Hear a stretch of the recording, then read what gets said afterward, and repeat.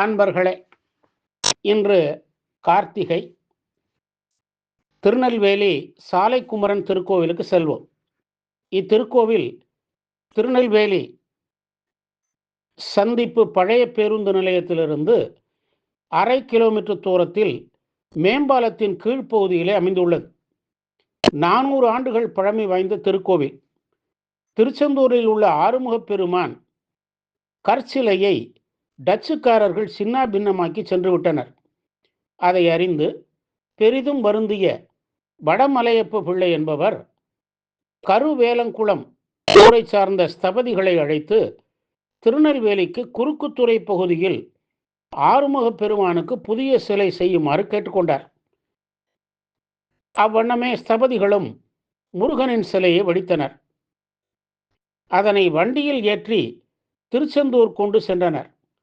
இப்போது கோவில் உள்ள இடத்திற்கு வரும்போது இரவாகிவிட்டதால் அங்கு கூடாரம் அமைத்து தங்கினர். இரவு கனமழை பெய்தது. மறுநாள் புறப்பட முயற்சித்த போது மாட்டு வண்டி சகதியில் சிக்கிக் கொண்டது.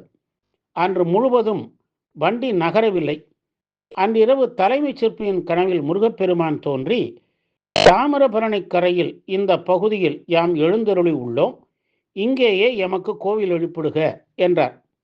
மறுநாள் காலை, இந்த சிலையை திருச்செந்தூருக்கு கொண்டு வர வேண்டாம், வேறு எங்காவது வைத்திடுக என வடமலையப்ப பிள்ளை தகவல் அனுப்பினர். பின்னர் தலைமை சிற்பி ஆறுமுகப் பெருமான் சிலையை நெல்லை சிந்து பூந்துரை என்னும் இந்த பகுதியில் கொண்டு வந்து சிலையை நிறுவினர். வடமலையப்ப பிள்ளையை இக்கோவிலையும் எழுப்பினார். திருநெல்வேலி சந்திப்பு மைய பகுதியில் 2 அடுக்கு மேம்பாலத்தின் கீழ் சாலைக்குமரன் கோவில் அமைந்துள்ளது. கோவிலின் தெற்கு வாயில் வழியாக உள்ளே நுழைந்தால் இடப்பக்கம் சித்தி விநாயகர் சன்னதி உள்ளது. அடுத்துள்ள சன்னதியில் உற்சவ விநாயகர், சண்முகர், வள்ளி தெய்வானை ஆகியோர் உள்ளனர். அடுத்து மணிமண்டபம் அருகே கிழக்கு வாயில், மகாமண்டபத்தை அடுத்து அர்த்த மண்டபமும் அதை அடுத்து கருவறையும் உள்ளன. சாலைக்குமரன் என்னும் பெயரோடு காட்சி தருகிறார் முருகப்பெருமான். முருகப்பெருமான் அமர்ந்திருக்கும் மயில் இடப்பக்கம் நோக்கி உள்ளது. மணிமண்டப வாயிலிலிருந்து மூலவர், உற்சவர், சண்முகரையும் ஒரே நேரத்தில் தரிசிக்க முடியும். சாலை ஓரத்தில் முருகன் கோயில் என்பதால் சாலைக்குமரன் என அழைக்கப்படுகிறார். இங்கே பாளையக்காரர்கள் இவரை வழிபட்ட பிறகுதான் போருக்கு சென்று வெற்றி பெற்றனர். திருச்செந்தூரை போலவே இக்கோவிலின் கிழக்கு வாயிலும் அடைக்கப்பட்டுள்ளது.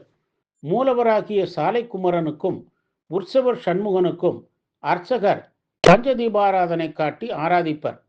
திருச்சுற்றில் ஸ்கந்தர் அனுபூதி கல்வெட்டுகளும் சனீஸ்வரர், சண்டிகேஸ்வரர் சன்னதிகளும் உள்ளன. மகாமண்டபத்தில் திருக்கல்யாணம் மற்றும் சொற்பொழிவுகள் நிகழும். இக்கோவிலில் திருமணம் செய்து கொண்டால் அனைத்து பேறுகளையும் பெற்று மகிழ்ச்சியாக வாழ்வதால் இங்கு திருமணங்கள் அதிக அளவில் நடைபெறுகின்றன. சித்திரை வருடப்பிறப்பு, ஐப்பசி மாத பிறப்பு, ஆணி உத்திரட்டாதி, வருஷாபிஷேகம், வைகாசி விசாகம், நவராத்திரி, விஜயதசமி போன்றவை நடைபெறுகின்றன. கந்தசஷ்டி 10 நாட்கள் நடைபெறும்.